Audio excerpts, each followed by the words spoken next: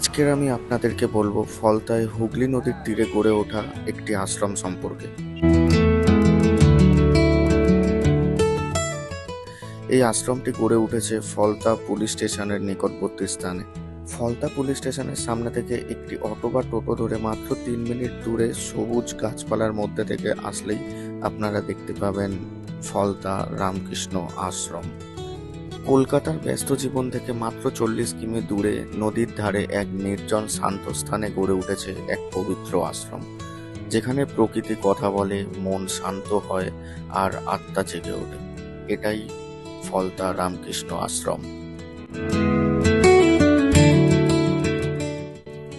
আপনি যদি একটু শান্তি খুঁজে থাকেন, কলকাতার কোলাহল থেকে একটু দূরে নিজেকে খুঁজে পেতে চান, তাহলে ফলতা রামকৃষ্ণ আশ্রম আপনার জন্যই।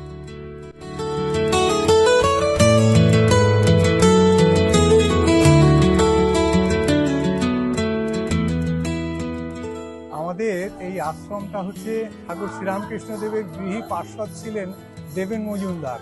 1945 সালে শরীর যায়, কিন্তু 1944 সালে উনি এই ফলতার আশ্রমের ট্রাস্ট করে গেছেন। আমাদের এই আশ্রম শুরু হয়েছে 1954 সালে, কিন্তু ট্রাস্টটা হেমচন্দ্র রায় নিজেই করে গেছেন। আর হেমচন্দ্র রায়ের শিষ্য হচ্ছেন হরিশ্চন্দ্র সিংহ। তিনি কলকাতা ইউনিভার্সিটির প্রফেসর শুধু ছিলেন না, উনি ডক্টরেট হয়েছিলেন বিলেতে গিয়ে। তিনি এই আশ্রমে সূত্রপাত করেন আর কি। আমাদের নিজস্ব কোনো কৃতিত্ব নাই এর মধ্যে, সব নির্দিষ্টভাবে করে গেছেন, আমরা শুধু দাগা বুলিয়ে যাচ্ছি। এই আশ্রম শুধু আধ্যাত্মিক কেন্দ্র নয়, এটি একটি সেবা কেন্দ্র। এখানে নিয়মিত বিনামূল্যে বস্ত্র, কম্বল ও বই বিতরণ করা হয়ে থাকে। একটি পুরো দিন কাটাতে পারেন প্রকৃতির কোলে। আপনার মন এবং প্রাণ দুটি ভরে উঠবে এখানে।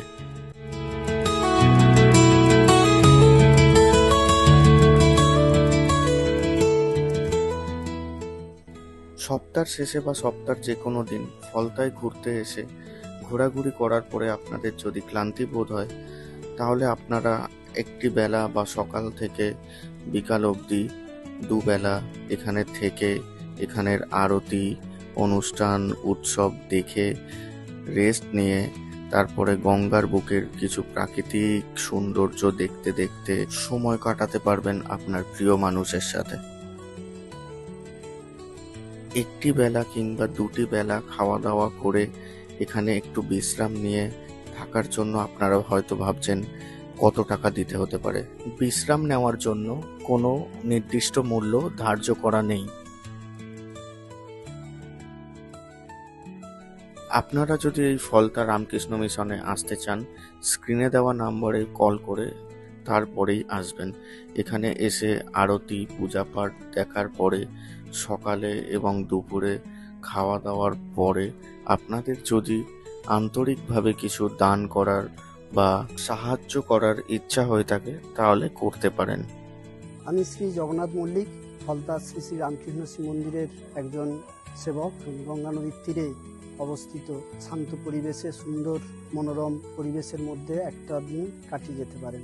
2-4 ঘন্টা এখানে রেস্ট নিয়ে যেতে পারেন। তবে আমাদের আশ্রম ততটা বড় নয়, যার ফলে আমরা রাত্রি যাপনের সেরকম ব্যবস্থা আমরা বা অ্যাকোমোডেশন করার ব্যবস্থা করতে পারি। তবুও যদি এই সুন্দর পরিবেশে এসে আশ্রমের সুন্দর পরিবেশটাকে উপভোগ করতে পারেন, সেটাই আমাদের কাছে কাম্য আর কি। ঠাকুর আমাদের সবাই মঙ্গল করুন, এই প্রার্থনা।